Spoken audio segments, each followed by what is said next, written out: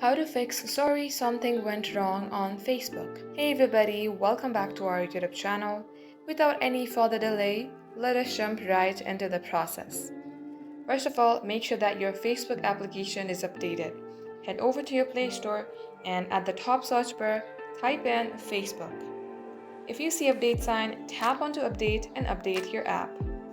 Once you update your app, head over to the settings app and scroll below to apps. At this page, search for Facebook on your top right corner and under usage, tap on to storage. Here, clear the cache, then tap on clear data.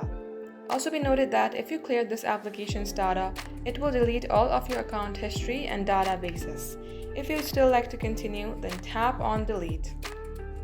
Now once you do all that, restart your device, open up your Facebook app, enter your credential and get logged into your Facebook account, and that shall fix your problem.